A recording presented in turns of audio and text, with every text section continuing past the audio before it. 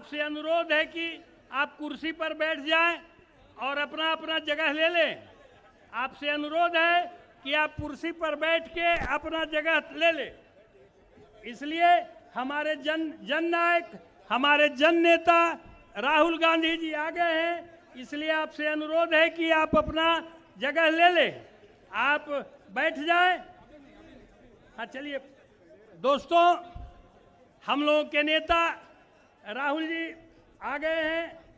राहुल जी के बारे में एक शब्द कहना है मुझे। दिनकर की पंक्ति है, बरसों तक वन में घूम घूम, बाधा विघ्नों को चूम चूम, धर धूप धाम पानी पत्थर, राहुल आए कुछ और निखर, सौभाग्य न सब दिन सोता है, देखें आगे क्या होता है। राहुल गांधी जी, अनुग्रह बाबू की धरती, सत्येंद्र बाबू की धरती, यह धरती दिलकेश्वर बाबू की धरती, निखिल कुमार की धरती पर हम आपका स्वागत करते हैं, वंदन करते हैं, नमन करते हैं और अभिनंदन करते हैं। और फिर दिनकर के पंक्ति से आपका स्वागत करते हैं कि बरसों तक वन में घूम घूम, बाधा विघ्नों को चूम चूम, धर धूप धाम पानी पत्थर, राहुल आए कुछ और निखर, सौभाग्य न सब दिन सोता है, देखें आगे क्या होता है। दोस्तों, अब रफीगंज के आरजेडी के प्रत्याशी जो हैं, हम 2 मिनट चाहेंगे। अब हमारे जिले के लोकप्रिय सांसद, जुझारू सांसद, नौजवान सांसद अभय कुशवाहा जी से हम आग्रह करेंगे कि आप सभा को संबोधित करें। अभय कुशवाहा जी।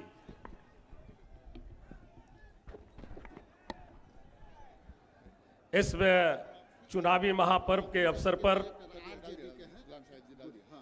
सभा को संबोधित करने के लिए आए हुए हमारे देश की आवाज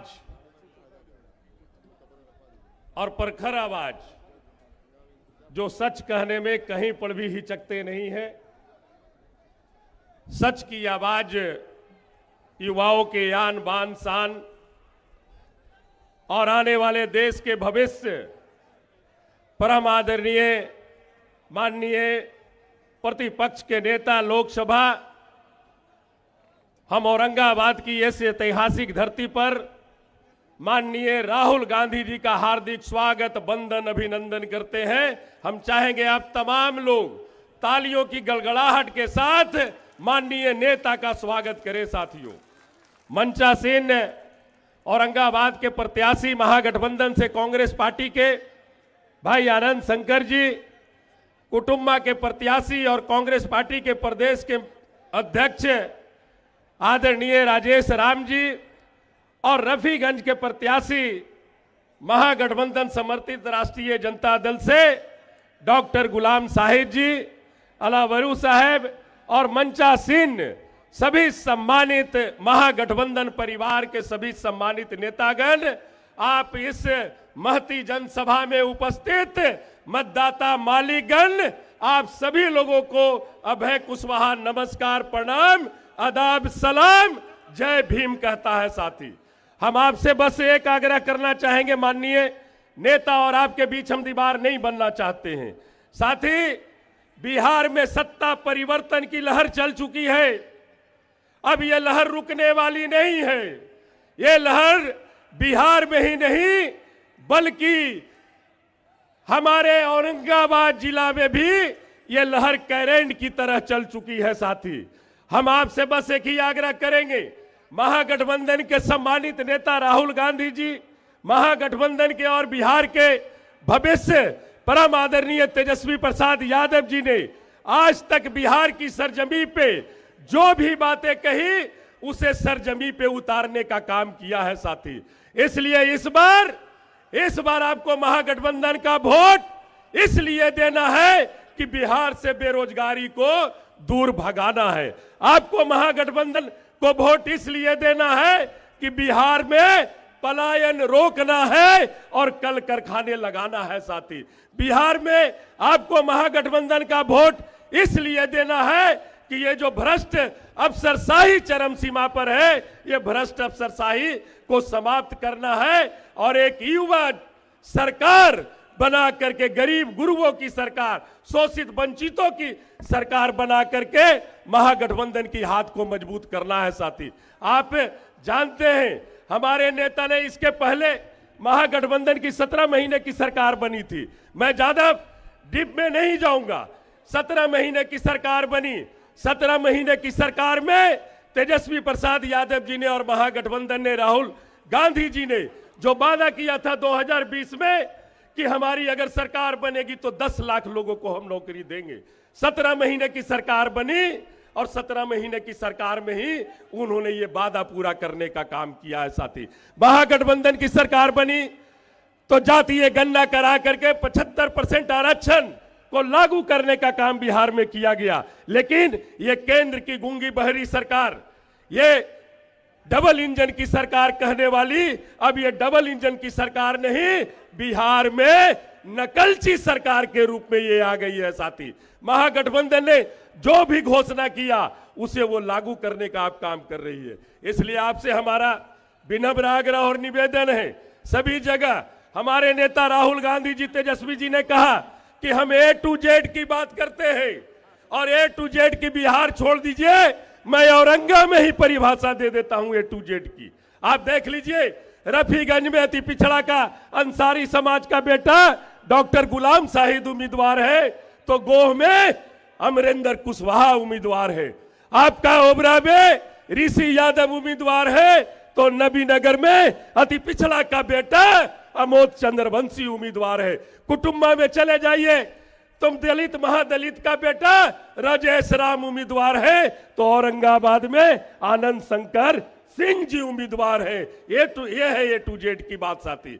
इसलिए A to Z पीडीए पर भरोसा करना है और एक एक मत महागठबंधन के उम्मीदवार को देकर माननीय राहुल गांधी जी का और तेजस्वी जी के हाथों को मजबूत करना है। बहुत बहुत धन्यवाद, आदाब, प्रणाम, सलाम, धन्यवाद। नमस्कार सांसद महोदय। अब तो हवाएं ही करेगी रोशनी का फैसला, जिस दिया में तेल होगा वह दिया रह जाएगा। अब हम रफीगंज के प्रत्याशी जो महागठबंधन के हैं, शाहिद जी, 2 मिनट में अपनी बात कह दो, प्रणाम कर दो। आज सभी सम्मानित मतदाता, जनता, बच्चे, भाई बहन को मेरा आदाब, सलाम, नमस्कार। इस पर मंच पर बैठे हुए लोकसभा के प्रतिपक्ष के नेता आदरणीय राहुल गांधी जी, राजेश राम जी, सभी सम्मानित कैंडिडेट्स को नमस्कार, प्रणाम। कहना यह चाहते हैं भाई कि आज बदलाव की स्थिति है। हम सभी से आग्रह करेंगे, हर एक समाज, हर एक जाति, हर एक संप्रदाय, हर एक समुदाय के लोगों को ये आग्रह करते हैं कि आप अपना मतदान महागठबंधन के फेवर में कीजिए, ताकि हम लोग सभी कामयाब हों। इसी के साथ धन्यवाद सर। अब हम आनंद शंकर जी से आग्रह करते हैं, आप आइए, मंच संभालिए और साहब बोलिए। लोग बहुत बहुत धन्यवाद। हम लोगों के बीच में हमारे नेता जननायक श्री राहुल गांधी जी का मैं हार्दिक स्वागत करता हूं। अनुग्रह बाबू की इस पावन धरा पर, सतेंद्र बाबू की इस पावन धरा पर मैं आप लोगों के बीच में औरंगाबाद विधानसभा से प्रत्याशी के रूप में पार्टी ने जो मुझे नवाजा, इसके लिए मैं राहुल जी का शुक्रिया अदा करना चाहता हूं। आप सभी लोग वाकिफ हैं कि किस तरीके से संविधान को बचाने के लिए, लोकतंत्र को बचाने के लिए अकेले श्री राहुल गांधी जी पूरे देश में घूम घूम कर, यात्रा करके लोगों को जागरूक करने का काम किए हैं। उसी प्रकार से जब SIR लागू किया गया बिहार में, तो आदरणीय श्री राहुल गांधी जी एवं तेजस्वी यादव जी ने घूम घूम कर वोटर अधिकार यात्रा के माध्यम से लोगों को जगाने का काम किया। और आज स्थिति यह है कि जो इलेक्शन कमीशन यह बोलती थी कि हम 1.5 से 2 करोड़ नाम काटेंगे, आज 63 लाख पर आके अटक गई। उसमें भी काफी त्रुटियां हैं। आज जिस प्रकार से आपको संविधान के द्वारा जो प्रदत्त मत का अधिकार है, उसके भी हनन का इन लोगों ने मंसूबा बना रखा है। संवैधानिक संस्थाओं पर जिस तरीके से मोदी सरकार आक्रमण कर रही है, उसको अपने गिरफ्त में लेने का काम कर रही है, यह किसी से छुपा हुआ नहीं है। जब संवैधानिक संस्थाएं ही स्वतंत्र नहीं रहेंगी तो इस देश में लोकतंत्र स्थापित कैसे रहेगा। मैं ये आप लोगों के बीच में कहना चाहता हूं आपके माध्यम से कि आज एनडीए के साथियों ने जिस प्रत्याशी को यहां पैरासूट से उतारा है वो हमारे आपके बीच का नेता नहीं है, हमारे औरंगाबाद के मिट्टी का लाल नहीं है, बाहर से लाकर पैरासूट से लोगों को उतारा गया है। क्या औरंगाबाद में कोई नेता नहीं था? औरंगाबाद में कोई नेतृत्व करता नहीं था? औरंगाबाद का कोई मिट्टी का लाल नहीं था? भाजपा के पास एक औरंगाबाद में कोई उम्मीदवार नहीं मिला तो आप समझ सकते हैं आधी हार तो इन लोगों ने ऐसे ही मान ली। अब मैं आपको बताना चाहता हूं कि कितने पहले समय से ये लोग ठगी कर रहे हैं हम लोगों के साथ। ये मेडिकल कॉलेज के मालिक हैं और औरंगाबाद में जब सरकारी मेडिकल कॉलेज को लेकर सरकार से हमने पूछा कि औरंगाबाद में मेडिकल कॉलेज क्यों नहीं बन रहा है, तो सरकार का जवाब था 2017 में कि आपके 40 किलोमीटर दूर मेडिकल कॉलेज है, जिसके कारण औरंगाबाद में मेडिकल कॉलेज का प्रस्ताव लंबित है। आप बताइए मित्रों कि जिस व्यक्ति के मेडिकल कॉलेज के कारण औरंगाबाद में पिछले 10 वर्षों से मेडिकल कॉलेज नहीं बना, हम लोगों के अथक प्रयास के बाद 400 करोड़ रुपया मेडिकल कॉलेज के लिए सैंक्शन हुआ, उसके भी राह में रोड़े अटकाए गए। यह बात आप लोगों को जाननी चाहिए। यह बात भी जाननी चाहिए कि जो हमारा NH 139 है जो औरंगाबाद से पटना जाता है, उसके राह में भी रोड़ा अटकाने का काम यही प्रत्याशी के परिवार ने किया। बोलिए कैसे? यह रोड इसलिए लंबित रखा गया कि इनके मेडिकल कॉलेज के पास से 6 लेन ग्रीनफील्ड एक्सप्रेसवे पटना के लिए जा रहा है। उसके चलते हमारा पटना औरंगाबाद हाईवे को रोक दिया गया, काम लंबित कर दिया गया, जबकि नितिन गडकरी जी ने गया में यह अनाउंस किया था कि हम आपके लिए इतना पैसा पास कर रहे हैं। इस बात को समझने की आवश्यकता है। जो व्यक्ति पहले से ठगने का काम कर रहा है वो औरंगाबाद को भी ठगने का काम करेगा। आप सभी को ज्ञात है कि किस प्रकार से लोगों को जो इलाज कराने जाते हैं उनको ठगने का काम ये लोग करते रहे हैं। ये किसी से छुपा हुआ नहीं है। मैं यही आग्रह करूंगा कि क्रमांक संख्या 1 पंजा छाप है, हाथ का कांग्रेस का पंजा छाप है। क्रमांक संख्या 1 पर बटन दबाकर भारी मतों से विजय बनाने का काम करें। राहुल गांधी जिंदाबाद। आवाज नहीं आई औरंगाबाद। राहुल गांधी जिंदाबाद। राहुल गांधी जिंदाबाद। कांग्रेस पार्टी जिंदाबाद। महागठबंधन जिंदाबाद। बहुत धन्यवाद। अब बिहार प्रदेश कांग्रेस कमेटी के लोकप्रिय अध्यक्ष श्री राजेश राम जी, जो हमारे ही जिला के हैं और कुटुंबा के प्रत्याशी भी हैं, उनसे आग्रह करेंगे कि अपना संबोधन करें। सम्मानित आज औरंगाबाद लोकसभा के अंतर्गत औरंगाबाद सदर के इस चुनावी समर में उपस्थित सम्मानित लोकसभा में प्रतिपक्ष के नेता, न्याय योद्धा सम्मानित राहुल गांधी जी, मंचासीन हमारे प्रभारी कृष्णा अलवारू जी, तमाम इंडिया गठबंधन के हमारे पार्टनर के वरीय नेता मंचासीन हैं और यहाँ उपस्थित इस आम सभा में तमाम जिले से आए हुए और ख़ास करके औरंगाबाद विधानसभा से आए हुए सभी को मैं अभिनंदन करता हूं, स्वागत करता हूं। मैं 2 बात कह कर अपना वाणी का विराम दूंगा, चूँकि आपके बीच और राहुल जी के भाषण के बीच में आड़े नहीं आने देना चाहता।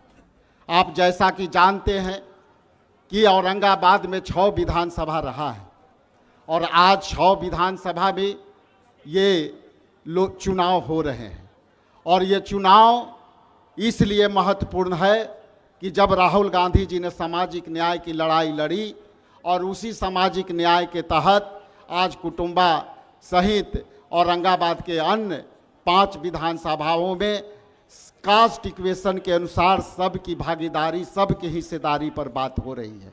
इसलिए जब सामाजिक न्याय के बात करते हैं तो सम्मानित नेता आदरणीय खड़गे साहब और राहुल गांधी जी और हमारे इंडिया गठबंधन के तमाम नेताओं ने जिस तरह से ईबीसी समिट में 10 पॉइंट निकाले और उस पॉइंट में खास करके ईबीसी, ओबीसी और माइनॉरिटी के हिस्सेदारी की बात थी। इसलिए सारी बातें आप हमारे नेता के मुखारविंद से सुनेंगे। इन्हीं चंद शब्दों के साथ मैं आपको अपील करता हूं कि औरंगाबाद में जो है ईवीएम नंबर 1, कुटुंबा में ईवीएम नंबर 2 और आपको रफीगंज में ईवीएम नंबर 1 पर बटन दबा करके भारी मतों से विजय बनावे। Thank you. अब जिनके इंतजार में आप इतने देर से खड़े थे, फिर मैं दिनकर की पंक्ति राहुल जी के लिए कहता हूं। बरसों तक वन में घूम घूम, बाधा विघ्नों को चूम चूम, धर धूप धाम पानी पत्थर, राहुल आए कुछ और निखर, सौभाग्य ने सब दिन सोता है, देखें आगे क्या होता है 2029। आदरणीय राहुल जी।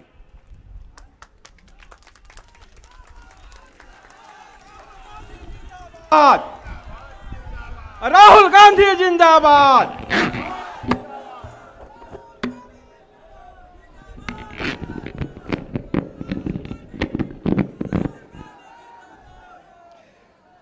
कृष्णा अलवारू जी, राजेश राम जी, हमारे कैंडिडेट आनंद शंकर सिंह जी, गुलाम शाहिद जी, स्टेज पे महागठबंधन के वरिष्ठ नेता, हमारे कार्यकर्ता भाइयों और बहनों, प्रेस के हमारे मित्रों, आप सबका यहां बहुत बहुत स्वागत, नमस्कार। कैसे हैं आप लोग? मूड कैसा है आपका? बढ़िया है? नीतीश जी को हटाने का प्लान है आपका? काम जारी है, चल रहा है? 20 साल से नीतीश जी सरकार चला रहे हैं और वो चला रहे हैं मगर चल नहीं रही है, आपका यह कहना है। तो मेरा एक सवाल है, और ये जो यहां युवा बैठे हैं, जो यूथ बैठे हैं, इनसे सवाल है। मैं हिंदुस्तान के हर प्रदेश में जाता हूं, कर्नाटक, तेलंगाना, आंध्रा, अरुणाचल, असम, जम्मू कश्मीर, लद्दाख, सब जगह जाता हूं और जहां भी मैं जाता हूं मुझे बिहार के युवा दिखाई देते। और आप मेहनत करते हो। लद्दाख में बर्फ में सड़क बन रही थी, कौन बना रहा था? बिहार के लोग। सूरत में डायमंड कटिंग होती है, कपड़ा बनता है, कौन बनाता है? आप लोग बनाते हो, मजदूरी आप करते हो। बड़ी बड़ी इमारतें बनती हैं, इंफ्रास्ट्रक्चर बनता है, पुल बनते हैं, टनल बनती है, कौन बनाता है? बिहार के युवा बनाते हैं। आपको नीतीश जी ने देश का मजदूर बना दिया है। जहां भी आप जाते हो, जहां भी आप जाते हो, आप मजदूरी करते हो। ऐसा भविष्य आप चाहते हो? क्या बिहार का युवा चाहता है कि वो अपनी जिंदगी मजदूरी करते हुए बिता दे?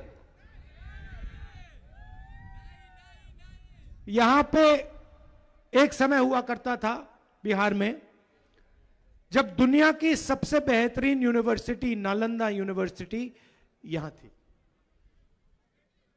आजकल सेलफोन चाइना में बनता है, जापान में बनता है, कोरिया में बनता है। हमारे स्टूडेंट्स पढ़ने अमेरिका जाते हैं, इंग्लैंड जाते हैं, दुबई जाते हैं, चाइना जाते हैं, उज्बेकिस्तान तक जाते हैं। मगर एक समय था जब चाइना से, जापान से, कोरिया से दूर दूर से लोग आकर बिहार में पढ़ाई करने के लिए आते थे। ये आपकी हिस्ट्री है, आप में कोई कमी नहीं है।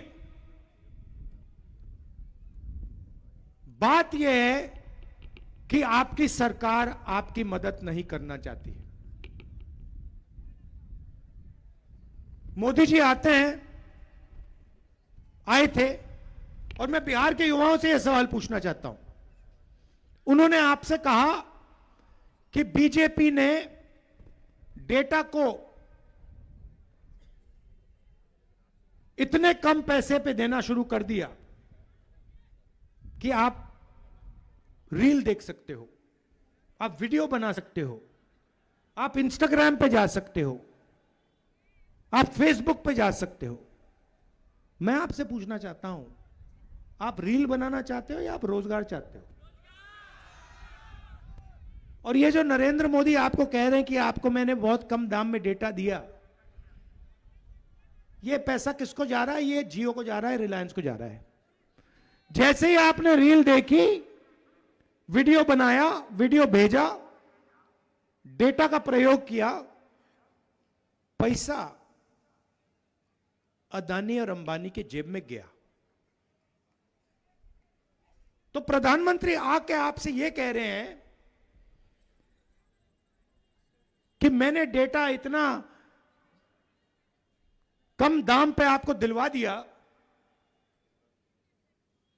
आपको मेरा धन्यवाद करना चाहिए। और ये कर क्यों रहा है मैं आपको बताता हूं। क्योंकि आप 24 घंटा रील बनाओ, इंस्टाग्राम देखो, फेसबुक देखो, और जो सच्चे सवाल हैं, रोजगार का सवाल, पेपर लीक का सवाल, शिक्षा का सवाल, यूनिवर्सिटी कॉलेज का सवाल, स्वास्थ्य का सवाल, यह सवाल मत पूछो। तो एक प्रकार से बिहार के युवाओं को एक नया नशा दिया जा रहा है। जैसे ड्रग्स होते हैं, शराब होती है, यह 21वीं सदी का नशा है कि आप 24 घंटा रील देखते जाओ। प्रधानमंत्री को यह जवाब देना चाहिए कि बिहार के युवाओं को रोजगार कब मिलेगा। यह देना चाहिए कि पेपर लीक इस प्रदेश में कब बंद होगा। यह देना चाहिए कि यहां पे अस्पताल, अच्छे अस्पताल कब चालू होंगे। ऑल इंडिया मेडिकल इंस्टीट्यूट जाइए दिल्ली में, उसके सामने मेट्रो स्टेशन है, नीचे जाके देखिए, हर रात वहां पे 2-3 हजार लोग सोते हैं, फर्श पे सोते हैं। कहां के हैं? बिहार के हैं। मैं वहां गया, मैंने उनसे पूछा भाई यहां क्यों आए? मुझे कहते हैं राहुल जी, बिहार में लोग अस्पताल जीने नहीं जाते हैं, मरने जाते हैं। वहां पे इलाज नहीं होता, वहां पे ना अस्पताल है, ना पीएचसी है। इलाज कराना है तो हमें ऑल इंडिया मेडिकल इंस्टीट्यूट में आना पड़ता है। यहां पे स्टूडेंट्स, युवा खड़े हैं, आप मेहनत करते हो। पहले आप 4 बजे सुबह उठ के रनिंग करते थे, पुलअप्स करते थे, पुशअप्स करते थे, वर्जिश करते थे। क्यों? क्योंकि आप सेना में जाना चाहते थे। एक रास्ता था कि चलो देशभक्ति के रास्ते पे चलते हैं, एयरफोर्स, नेवी, आर्मी में चलो। क्या किया? रास्ता बंद कर दिया। कहा कि नहीं, सेना में तो हम अग्निवीर लाएंगे। अग्निवीर का क्या मतलब है मैं बताता हूं आपको। 4 में से 3 लोग बेरोजगार होंगे, उनको आर्मी से निकाल दिया जाएगा। और किसको रखा जाएगा? अमीर घर के बेटे को रखा जाएगा, जिसकी जान पहचान है उसको रखा जाएगा। और जब युद्ध होगा तो मरेगा कौन? अग्निवीर मरेगा। गोली कौन खाएगा? अग्निवीर खाएगा। और फिर उसके बाद उसको, उसके परिवार को कहा जाएगा कि तुम तो अग्निवीर हो, तुम्हें शहीद का दर्जा नहीं मिलेगा, तुम्हें पेंशन नहीं मिलेगा। तो वो रास्ता बंद किया। दूसरा रास्ता था पब्लिक सेक्टर का, सरकारी कंपनियों का। HAL जैसी कंपनी, BHEL जैसी कंपनी, इंडियन ऑयल जैसी कंपनी, ऐसे पहले हजारों कंपनियां हुआ करती थी। इन कंपनियों में दलित, अति पिछड़ा, गरीब जनरल कास्ट के लोग, अल्पसंख्यक लोग जा सकते थे। सारे के सारे प्राइवेटाइज कर दिए, सारी की सारी प्राइवेटाइज कर दी। किसको दी? अदानी अंबानी जैसे लोगों को दी। वो भी रास्ता बंद किया। और फिर अब बिहार में नया फैशन बना है, जितनी भी पढ़ाई करनी हो कर लो, पेपर के 1-2 दिन पहले पेपर लीक होगा। आपकी पढ़ाई का कोई मतलब नहीं है। अगर आपकी जान पहचान नहीं है, आपके जेब में लाखों रुपए नहीं है, तो पढ़ाई करने का कोई मतलब नहीं है। अगर आप अमीर हो, अगर आप किसी ब्यूरोक्रेट के बेटे हो, जान पहचान है, तो कोई पढ़ने की जरूरत नहीं है। पेपर आपको मिल जाएगा, आप सीधे सरकार की नौकरी पा पाओगे। ऐसा बिहार में नहीं चाहिए। 2 हिंदुस्तान बना रखे हैं, एक अरबपतियों का, सूट बूट वालों का, उनसे मोदी जी गले लगते रहते हैं 24 घंटा, उनकी शादियों में जाते हैं, उनके साथ डांस गाना होता है। आपने कभी नरेंद्र मोदी को किसान से गले लगते हुए देखा है? कभी देखा है? छूते हुए देखा है किसान को? किसी मजदूर को छूते हुए देखा है नरेंद्र मोदी को? नहीं। और फिर अभी पूरा ड्रामा कर रहे थे छठ पूजा का, पूरे देश को बताया मैं यमुना में जाके स्नान करूंगा, नहाऊंगा। आपने देखा? वहां पे पीछे से पाइप लगा रखा था, साफ पानी नरेंद्र मोदी के नहाने के लिए लगाया गया था। देखा ना आपने? प्रधानमंत्री को नहाना है तो साफ पानी लाएंगे, यमुना के गंध में नरेंद्र मोदी जी नहीं जाएंगे, आम जनता जाएगी। वो पानी उनको पीना पड़ेगा, मर जाए तब भी पीना पड़ेगा, मगर नरेंद्र मोदी के लिए स्पेशल तालाब बनाया जाएगा। और फिर वो बिहार के लिए ड्रामा करेगा, आएगा, उसमें नहाएगा। हमारे मीडिया के जो मित्र हैं पाइप नहीं दिखाएंगे, वो गलती से किसी ने पाइप दिखा दिया, नरेंद्र मोदी कहते मैं नहीं नहाऊंगा। अब तो सच्चाई बाहर आ गई। तो ये चल रहा है। अब बिहार के लोगों को लगता है कि नीतीश जी की सरकार है। नीतीश जी का कुछ लेना देना नहीं है। जैसे टीवी पे आप चैनल बदलते हो ना, ठक ठक ठक ठक चैनल बदलते हो ना, वैसे नीतीश जी का चैनल बदलते हैं मोदी जी, शाह जी। बटन दबाते हैं, खट, जो चाहिए नीतीश जी करते हैं। हमने एक निर्णय लिया है जो अभी भाषण में बोला गया, हमारी सरकार बनेगी, गठबंधन की बनेगी, तो किसी एक जात की नहीं होगी, किसी एक धर्म की सरकार नहीं होगी। बिहार की, बिहार के युवाओं की, बिहार के किसानों की, बिहार की मजदूरों की सरकार होगी। मैं आपको यह गारंटी देता हूं, महागठबंधन आपको यह गारंटी देता है कि इस सरकार में अति पिछड़ों की आवाज होगी। हमने अति पिछड़ों के लिए स्पेशल मैनिफेस्टो बनाया, उनको रोजगार दिलवाने के लिए, उनकी रक्षा करने के लिए, आरक्षण के लिए। पिछड़ों की सरकार होगी, दलितों की सरकार होगी, अति दलितों की सरकार होगी, माइनॉरिटीज की सरकार होगी, और गरीब जनरल कास्ट की भी आवाज इस सरकार में होगी। ये मैं आपको गारंटी दे रहा हूं।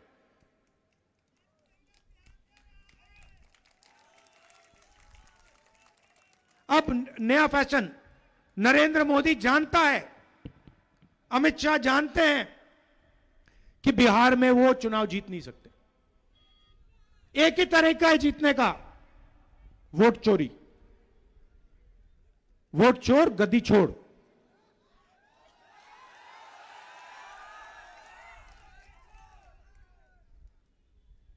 भाइयों और बहनों, इन्होंने महाराष्ट्र का चुनाव चोरी किया, इन्होंने हरियाणा का चुनाव चोरी किया, इन्होंने लोकसभा का चुनाव चोरी किया, और अब ये बिहार का चुनाव चोरी करने में लगे हुए हैं।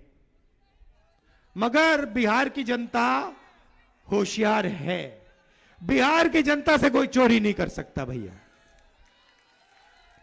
बिहार के जो युवा हैं वो जानते हैं कि वोट चोरी अंबेडकर जी के संविधान पर आक्रमण है। जानते हैं कि वोट चोरी का मतलब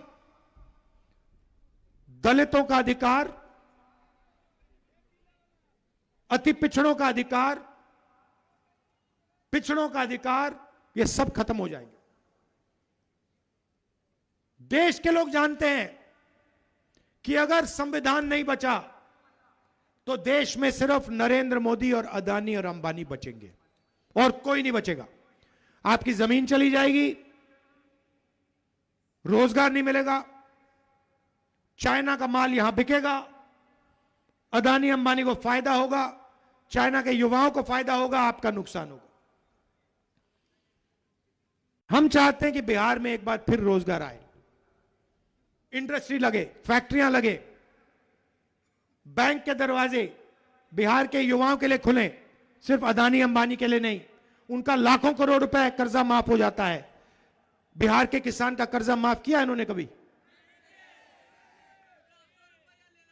ले लेता है। बीमा योजना लाए हैं, चोरी करने का नया तरीका, किसान से पैसा लेकर प्राइवेट कंपनियों को देने का तरीका। हां, ये देखा ना, ये आई बात, ये आई सच्चाई। पैसा बहुत है ना नरेंद्र मोदी जी के पास, अदानी के पास, अंबानी के पास। तो हमने निर्णय लिया है, हमारी कोशिश है कि देखिए ये सेलफोन के पीछे मेड इन चाइना लिखा है। मैं चाहता हूं कि एक ऐसा दिन आए जब इस सेलफोन के पीछे मेड इन बिहार लिखा हो, और चाइना के युवाओं को पता लगे कि बिहार जैसी एक जगह है जहां पे सेलफोन बनता है, कैमरा बनता है, गाड़ियां बनती हैं, हवाई जहाज बनते हैं, और बिहार के युवाओं को रोजगार मिलता है।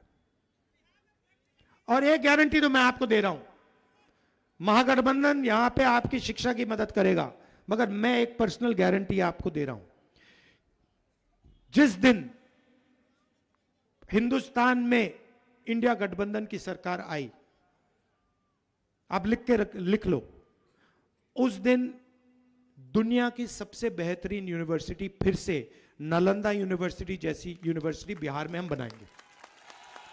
और ऐसी यूनिवर्सिटी बनाएंगे कि ये चाइना वाले, जापान वाले, कोरिया वाले, इंग्लैंड वाले, जर्मनी वाले सारे के सारे बिहार आएंगे। लाइन लगेगी, भैया हमें बिहार में शिक्षा चाहिए। बिहार की जो सबसे दुनिया की सबसे बेहतरीन यूनिवर्सिटी है उसमें हम पढ़ना चाहते हैं। यह हमारा विजन है, सबको लेकर हम चलना चाहते हैं। रोजगार, स्वास्थ्य और शिक्षा की बात करना चाहते हैं। जैसे मैंने यात्रा में कहा, बीजेपी आरएसएस के नफरत के बाजार में मोहब्बत की दुकान खोलना चाहते हैं।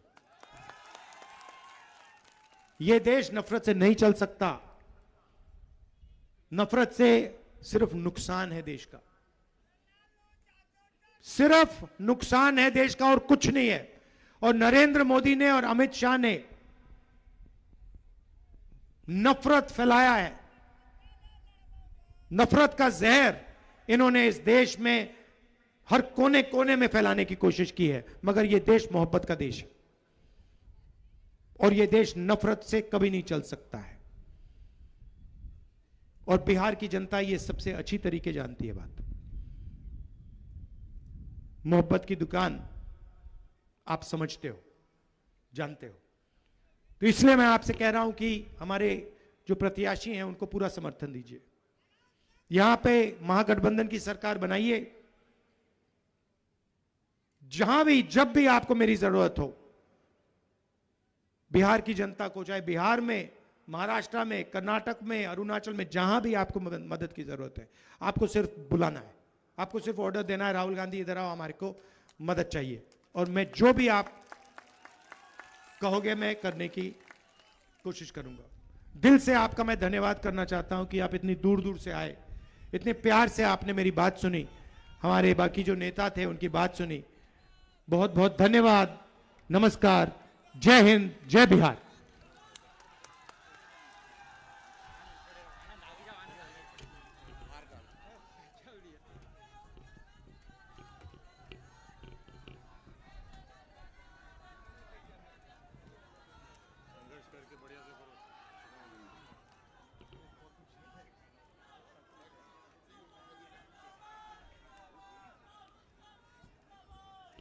अब जिला अध्यक्ष महेंद्र यादव जी से आग्रह करेंगे धन्यवाद ज्ञापन करें। धन्यवाद ज्ञापन कर